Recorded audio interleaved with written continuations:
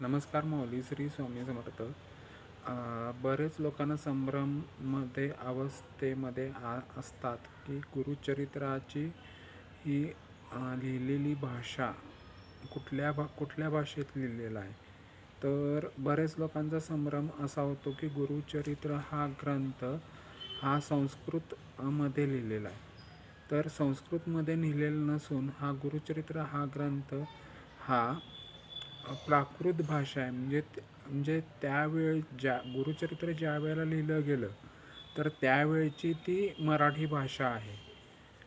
आणि आता त्याला गुरुचरित्र लिहून बरीच वर्ष झाली, त्याच्यामुळं ती भाषा आता समजत नाही आहे, म्हणून ती संस्कृतमध्ये समजतो.